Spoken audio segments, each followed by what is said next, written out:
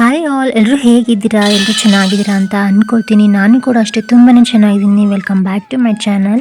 ಇವತ್ತು ನಾನು ಶೇಂಗಾ ಹೋಳಿಗೆ ಯಾವ ರೀತಿ ಮಾಡಿದರೆ ಚೆನ್ನಾಗಿ ಬರುತ್ತೆ, ಯಾವ ರೀತಿ ಮಾಡಿದರೆ ಪರ್ಫೆಕ್ಟಾಗಿ ಬರುತ್ತೆ ಅನ್ನೋದನ್ನು ತೋರಿಸ್ಕೊಡ್ತಾ ಇದ್ದೀನಿ. ನಾವು ಮಾಡೋ ಸಣ್ಣ ಸಣ್ಣ ಮಿಸ್ಟೇಕಿಂದ ಶೇಂಗಾ ಹೋಳಿಗೆ ಅಷ್ಟು ಚೆನ್ನಾಗಿ ಬಂದಿರೋದಿಲ್ಲ ಒಮ್ಮೊಮ್ಮೆ. ಆ ಮಿಸ್ಟೇಕ್ಗಳು ಏನೇನಂತ ಇವತ್ತು ಈ ವಿಡಿಯೋದಲ್ಲಿ ತಿಳಿಸ್ಕೊಡ್ತಾ ಇದ್ದೀನಿ. ಹಾಗಾಗಿ ಪೂರ್ತಿಯಾಗಿ ವಿಡಿಯೋ ನೋಡಿ, ವಿಡಿಯೋನ ಎಲ್ಲೂ ಸ್ಕಿಪ್ ಮಾಡಬೇಡಿ. ಬನ್ನಿ ಹಾಗಿದ್ರೆ ವಿಡಿಯೋನ ಸ್ಟಾರ್ಟ್ ಮಾಡೋಣ.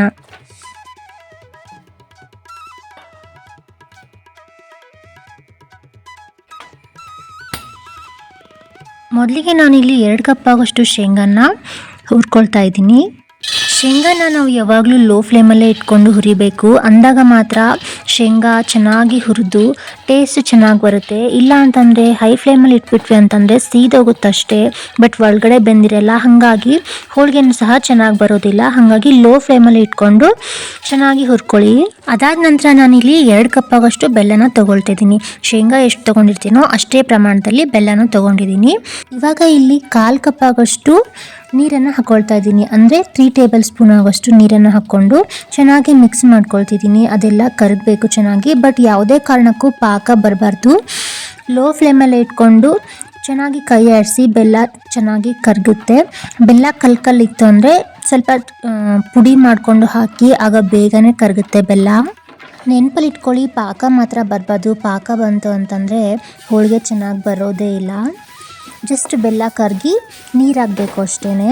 ಅದಾದ ನಂತರ ಇಲ್ಲಿ ನಾನು 1 ಕಪ್ ಆಗೋಷ್ಟು ಎಳ್ಳನ್ನು ಹುರ್ಕೊಂಡು ಇವಾಗ ಅದನ್ನು ಮಿಕ್ಸಿ ಜಾರಲ್ಲಿ ಶೇಂಗಾ ಮತ್ತು ಎಳ್ಳು ಎರಡನ್ನೂ ಹಾಕ್ಕೊಂಡಿದ್ದೀನಿ. ಇವಾಗ ಇದನ್ನು ಪುಡಿ ಮಾಡ್ಕೊತಾ ಇದ್ದೀನಿ. ಮಿಕ್ಸಿನೂ ಅಷ್ಟೇ ನಾನು ತೀರಾ ಸಣ್ಣದಾಗಿ ಮಾಡ್ಕೊಂಡಿಲ್ಲ, ಸ್ವಲ್ಪ ತರಿಯಾಗಿನೇ ಮಾಡ್ಕೊಂಡಿದ್ದೀನಿ. ತೀರಾ ನುಣ್ಣಗೆ ರುಬ್ಕೊಂಡ್ರೆ ಹೋಳಿಗೆ ಅಷ್ಟು ರುಚಿ ಅನಿಸೋದಿಲ್ಲ. ಹಾಗಾಗಿ ತರಿಯಾಗಿನೇ ರುಬ್ಕೊಂಡಿದ್ದೀನಿ. ಬಟ್ ಹೋಳಿಗೆ ಮಾಡೋಕ್ಕೆ ಬರಬೇಕು ಆ ಥರ ಶೇಂಗಾನ ಮಿಕ್ಸಿ ಮಾಡ್ಕೊಳ್ಳಿ. ಈಗ ರುಬ್ಬಿಟ್ಕೊಂಡಂತಹ ಎಲ್ಲ ಪುಡಿನ ಒಂದು ಪಾತ್ರೆಯಲ್ಲಿ ಹಾಕ್ಕೊಂಡಿದ್ದೀನಿ. ನಂತರ ಬೆಲ್ಲ ಕರಗಿತ್ತಲ್ಲ, ಆ ನೀರನ್ನು ಇವಾಗ ಶೋಧಿಸ್ಕೊಂಡು ಇದರಲ್ಲಿ ಸೇರಿಸ್ಕೊತಾ ಇದ್ದೀನಿ. ನೋಡಿ, ಇವಾಗ ನಾನು ಶೋಧಿಸ್ಕೊತಾ ಇದ್ದೀನಲ್ಲ, ಎಷ್ಟು ಅದು ಬೆಲ್ಲ ಎಲ್ಲ ಕಸರೆಲ್ಲ ಬಂದಿರುತ್ತೆ ಅಂತ. ಡೈರೆಕ್ಟಾಗಿ ಬೆಲ್ಲ ಹಾಕೋದ್ರಿಂದ ಈ ಕಸರೆಲ್ಲ ನಮಗೆ ಹಾಗೆ ಹೋಳಿಗೆಲಿ ಬಂದುಬಿಡುತ್ತೆ.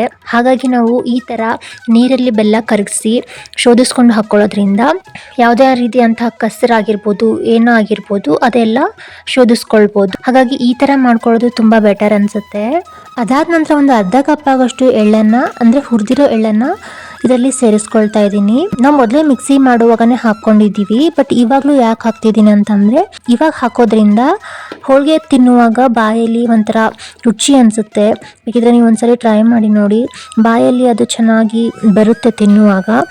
ಹೋಳಿಗೆ ಒಂಥರ ಟೇಸ್ಟ್ ಅನಿಸುತ್ತೆ. ಹಾಗಾಗಿ ಈ ಹಂತದಲ್ಲಿ ಸಹ ನಾನು ಅರ್ಧ ಕಪ್ ಅಷ್ಟು ಎಳ್ಳನ್ನು ಹಾಕ್ಕೊಳ್ತಾ ಇದ್ದೀನಿ.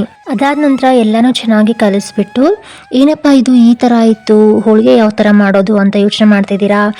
ಇಲ್ಲಿ ಯಾವ ಮಿಸ್ಟೇಕೂ ಆಗಿಲ್ಲ, ಇದು ಕರೆಕ್ಟೇ ಬಂದಿದೆ ಕನ್ಸಿಸ್ಟೆನ್ಸಿ.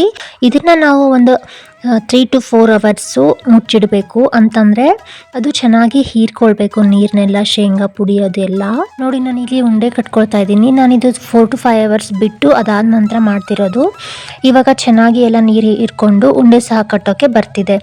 ಈ ಥರ ಮಾಡಿಕೊಂಡ್ರೆ ನಾವು ಯಾವ ಕಸ ಕಡ್ಡಿನೂ ಇದ್ರೆ ಬೆಲ್ಲದಲ್ಲಿ ಅದನ್ನೆಲ್ಲ ಬೇರ್ಪಡಿಸ್ಕೊಂಡು ಈ ಥರ ನಾವು ಈಸಿಯಾಗಿ ಶುದ್ಧವಾಗಿರೋ ಬೆಲ್ಲನ ಉಪಯೋಗಿಸ್ಕೊಂಡು ಹೋಳಿಗೆನ ಮಾಡ್ಕೋಬೋದು. ಇಲ್ಲಿ ನಾನು ಮೈದಾ ಹಿಟ್ಟನ್ನು ನೆನೆ ಇಟ್ಕೊಂಡಿದ್ದೆ ಆಗ್ಲೇ. ಇವಾಗ ಅದನ್ನು ಚೆನ್ನಾಗಿ ಇನ್ನೊಂದು ಸಾರಿ ನಾದ್ಕೊಳ್ತಾ ಇದ್ದೀನಿ. ಇವಾಗೆಲ್ಲ ಮಾರ್ಕೆಟಲ್ಲಿ ಶುದ್ಧವಾಗಿರೋ ಬೆಲ್ಲ ಸಿಗುತ್ತೆ, ಅಂಥದನ್ನು ತಂದು ಮಾಡಿಕೊಂಡ್ರೆ ಪರವಾಗಿಲ್ಲ. ಈ ಥರ ಏನು ಮಾಡೋದು ಬೇಕಾಗೋದಿಲ್ಲ. ಡೈರೆಕ್ಟಾಗಿ ಬೆಲ್ಲನೇ ನಾವು ಮಿಕ್ಸಿ ಮಾಡ್ಕೊಳ್ಬೋದು. ಒಂದು ವೇಳೆ ನೀವು ತಂದಿರೋ ಬೆಲ್ಲದಲ್ಲಿ ಕಸರಿದೆ ಆ ಥರ ಅಂತ ನಿಮ್ಗೆ ಅನಿಸಿದರೆ ಆವಾಗ ಈ ಥರ ಟ್ರೈ ಮಾಡಿದರೆ ತುಂಬಾ ಸುಲಭವಾಗಿ ನೀವು ಹೋಳಿಗೆನ ಮಾಡ್ಕೋಬೋದು. ನಾನಿಲ್ಲಿ ಆಯಿಲ್ ಪೇಪರ್ನ ತೊಗೊಳ್ತಾ ಇದ್ದೀನಿ ಹೋಳಿಗೆ ಮಾಡೋದಕ್ಕೆ. ನಿಮ್ಮ ಹತ್ರ ಬಟರ್ ಪೇಪರ್ ಅಥವಾ ಬಾಳೆ ಎಲೆ ಅಥವಾ ಕಾಟನ್ ಬಟ್ಟೆ ಇದು ಯಾವುದ್ರ ಮೇಲಾದರೂ ಹೋಳಿಗೆನ ಮಾಡ್ಕೋಬೋದು. ಏನೂ ಇಲ್ಲ ಅಂತಂದರೆ ಮನೆಯಲ್ಲಿ ಎಣ್ಣೆ ಪೇಪರ್ ಅಂತ ಇದ್ದೇ ಇರುತ್ತೆ ಅಲ್ವಾ. ಹಾಗಾಗಿ ನಾನು ಯಾವಾಗಲೂ ಇದನ್ನು ಯೂಸ್ ಮಾಡ್ಕೊಳ್ತೀನಿ. ಅಂದರೆ ಮನೇಲಿ ಇರೋದ್ರನ್ನೇ ಯೂಸ್ ಮಾಡ್ಕೊಳ್ಳೋದಾದರೆ ಈ ಥರ ಮಾಡ್ಕೊಳ್ಬೋದು. ಇನ್ನೊಂದೇನಂತಂದರೆ, ಇವಾಗ ನಾವು ಪ್ರಿಪೇರ್ ಮಾಡ್ಕೊಂಡಿದ್ದೀವಲ್ಲ ಶೇಂಗಾ ಬೆಲ್ಲ ಹೂರಣ, ಅದು ತುಂಬ ಮೆತ್ತಗಿತ್ತಂದರೆ ಮೈದಾ ಹಿಟ್ಟು ಸಹ ನಾವು ತುಂಬ ಮೆತ್ತಗೆ ನಾದ್ಕೊಂಡಿರಬೇಕು. ಒಂದು ವೇಳೆ ಅದು ಸ್ವಲ್ಪ ಗಟ್ಟಿಯಾಗಿತ್ತಂದರೆ ಹಿಟ್ಟನ್ನು ಸಹ ನಾವು ಗಟ್ಟಿಯಾಗಿ ನಾದ್ಕೊಂಡಿರಬೇಕು. ಎರಡು ಹೇಗಿರುತ್ತೋ ಒಂದೇ ರೀತಿ ಇರಬೇಕು. ಒಂದು ಗಟ್ಟಿ ಒಂದು ಮೆತ್ತಗೆ ಇತ್ತಂದರೆ ಹೋಳಿಗೆ ಚೆನ್ನಾಗಿ ಬರೋದಿಲ್ಲ. ಎರಡೂ ಸಹ ಒಂದೇ ರೀತಿಯಲ್ಲಿ ಇರಬೇಕು. ಆಗ ಹೋಳಿಗೆ ಚೆನ್ನಾಗಿ ಬರುತ್ತೆ. ಇದು ಕೆಲವೊಬ್ಬರಿಗೆ ಗೊತ್ತಿರಲ್ಲ, ಹಾಗಾಗಿ ಹೇಳ್ತಾ ಇದ್ದೀನಿ. ಸಿಲಿ ಅಂತ ಅನಿಸ್ಬೋದು. ಈ ಥರ ನಾವು ಸಣ್ಣ ಸಣ್ಣ ಮಿಸ್ಟೇಕ್ ಮಾಡೋದ್ರಿಂದನೇ ಹೋಳಿಗೆ ಚೆನ್ನಾಗಿ ಬಂದಿರೋದಿಲ್ಲ ಕೆಲವೊಂದು ಸಲ. ಹಾಗಾಗಿ ಇದನ್ನು ಶೇರ್ ಮಾಡ್ಕೋತಾ ಇದ್ದೀನಿ. ಆಮೇಲೆ ಮೈದಾ ಹಿಟ್ಟು ಹುಳಿನ ಸ್ವಲ್ಪ ಕಡಿಮೆನೇ ತೊಗೊಂಡು ಹೂರಣನ ಜಾಸ್ತಿ ತೊಗೊಳೋದ್ರಿಂದ ಹೋಳಿಗೆ ಬಾಯಲ್ಲಿ ಇಟ್ಕೊಂಡಾಗ ತುಂಬ ಸ್ವೀಟಾಗಿ ಚೆನ್ನಾಗಿ ಅನಿಸುತ್ತೆ. ಒಂದು ವೇಳೆ ಮೈದಾ ಹಿಟ್ಟೆ ಜಾಸ್ತಿ ಇತ್ತಂದರೆ ಬರೀ ಹಿಟ್ಟಿಟ್ಟು ಅಥವಾ ಕಟಿ ಅಂತ ಅನಿಸ್ಬಿಡುತ್ತೆ. ಹಾಗಾಗಿ ಸ್ವಲ್ಪ ಹೂರಣನ ಜಾಸ್ತಿ ತೊಗೊಂಡು ಮೈದಾ ಹಿಟ್ಟನ್ನು ತೆಳ್ಳಗಾಗಿ ಲಟ್ಟಿಸ್ಕೊಂಡು ಯಾವ ಕಡೆನೂ ಸ್ಪ್ರೆಡ್ ಆಗದೆ ರೀತಿ ಅದನ್ನೆಲ್ಲ ಮುಚ್ಚಿಬಿಟ್ಟು ಚೆನ್ನಾಗಿ ಹೋಳಿಗೆನ ಲಟ್ಟಿಸ್ಕೊಳ್ಳೋದ್ರಿಂದ ಹೋಳಿಗೆ ತುಂಬ ಸ್ವೀಟಾಗಿ ಹಾಗೆ ಬಾಯಲ್ಲಿಟ್ಟರೆ ಕರಗೋ ಅಂಥ ರೀತಿಯಲ್ಲಿ ಆಗುತ್ತೆ. ಇದು ಸ್ಟಾರ್ಟಿಂಗಲ್ಲಿ ಕಷ್ಟ ಅನಿಸುತ್ತೆ, ಯಾಕಂತಂದರೆ ಹೂರಣ ಜಾಸ್ತಿ ತೊಗೊಂಡಾಗ ಅದೆಲ್ಲ ಆಚೆ ಬರುತ್ತೆ ಅಂತ ಅನಿಸ್ತಿರುತ್ತೆ. ಬಟ್ ಮಾಡ್ತಾ ಮಾಡ್ತಾ ಎಲ್ಲ ಪ್ರಾಕ್ಟೀಸ್ ಆಗೋಗ್ಬಿಡುತ್ತೆ.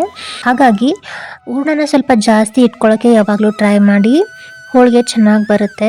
ನಾನಿಲ್ಲಿ ಮಾಡ್ಕೊಂಡಿರೋಂತಹ ಹೂರಣ ಆಗಿರ್ಬೋದು ಅಥವಾ ಮೈದಾ ಹಿಟ್ಟಾಗಿರ್ಬೋದು ಎರಡನ್ನೂ ಸಹ ಮೆತ್ತಗೆ ಮಾಡ್ಕೊಂಡಿದ್ದೀನಿ. ಹೂರಣ ಸಹ ಮೆತ್ತಗಾಗಿರೋದ್ರಿಂದ ನಾನು ಮೈದಾ ಹಿಟ್ಟನ್ನು ಸಹ ಮೆತ್ತಗಾಗಿ ಇಟ್ಕೊಂಡು ಎರಡನ್ನೂ ಮೆತ್ತಗೆ ಮಾಡ್ಕೊಂಡಿರೋದ್ರಿಂದ ಹೋಳಿಗೆ ನೋಡಿ ಎಷ್ಟು ಚೆನ್ನಾಗಿ ಬಂದಿದೆ ಅಂತ. ಹಾಗೆ ನಾನು ಹೂರಣನೂ ಸಹ ಜಾಸ್ತಿ ತೊಗೊಂಡಿರೋದ್ರಿಂದ ಮೈದಾ ಹಿಟ್ಟೆಲ್ಲ ಸ್ವಲ್ಪ ಕಡಿಮೆನೇ ಕಾಣಿಸ್ತಿದೆ ನೋಡಿ. ನಾನು ಲಟ್ಟಿಸಿದಾಗೆಲ್ಲ ಹೂರಣನೇ ಕಾಣಿಸ್ಕೊಳ್ತಾ ಇದೆ ಮೇಲೆಲ್ಲ, ಬಟ್ ಆಚೆ ಬಂದಿಲ್ಲ. ಹಾಗೆ ನಾವು ಅದನ್ನು ಸರಿಯಾಗಿ ಮುಚ್ಚಿ ನಿಧಾನವಾಗಿ ಲಟ್ಟಿಸ್ಕೊಳ್ಳೋದ್ರಿಂದ ಈ ಥರ ನಾವು ಹೋಳಿಗೆನ ಮಾಡ್ಕೋಬೋದು ನೋಡಿ. ಆಯಿಲ್ ಪೇಪರಲ್ಲಿ ಮಾಡೋದ್ರಿಂದ ಈ ಥರ ಈಸಿಯಾಗಿ ಅದನ್ನು ತೆಕ್ಕೊಳ್ಬೋದು. ಹಂಚ ಮೇಲೆ ಸ್ವಲ್ಪ ಎಣ್ಣೆ ಹಾಕಿ ಸ್ಪ್ರೆಡ್ ಮಾಡಿಕೊಂಡು ಅದಾದ ನಂತರ ಹೋಳಿಗೆನ ಹಾಕಿ, ಇಲ್ಲ ಅಂತಂದರೆ ಹೋಳಿಗೆ ಹಂಚಿಗೆಲ್ಲ ಹತ್ಕೊಂಡು ಹರಿದೋಗೋ ಚಾನ್ಸಸ್ ಇರುತ್ತೆ. ಈ ಥರ ಸಲ್ಲಿ ಮಿಸ್ಟೇಕ್ಗಳು ನಮಗೆ ಗೊತ್ತಿರೋದಿಲ್ಲ. ಅದನ್ನು ತಿಳ್ಕೊಂಡು ನಾವು ಮಾಡೋದ್ರಿಂದ ತುಂಬಾ ಪರ್ಫೆಕ್ಟಾಗಿ ಮಾಡ್ಕೋಬೋದು. ಇವತ್ತಿನ ಈ ವಿಡಿಯೋ ನಿಮಗೆ ಇಷ್ಟ ಆಯಿತು ಅನ್ಕೋತೀನಿ. ಇಷ್ಟ ಆಗಿದ್ದರೆ ಪ್ಲೀಸ್ ಒಂದು ಲೈಕ್ ಮಾಡಿ, ಶೇರ್ ಮಾಡಿ, ಹಾಗೆ ಕಾಮೆಂಟ್ ಮಾಡಿ. ಸಬ್ಸ್ಕ್ರೈಬ್ ಮಾಡ್ಕೊಂಡಿಲ್ಲ ಅಂದರೆ ಸಬ್ಸ್ಕ್ರೈಬ್ ಮಾಡ್ಕೊಂಡು ವಿಡಿಯೋ ನೋಡಿ. ನೆಕ್ಸ್ಟ್ ವಿಡಿಯೋದಲ್ಲಿ ಮತ್ತೆ ಸಿಗ್ತೀನಿ. ಅಲ್ಲಿವರೆಗೂ take care. Thank you. Bye.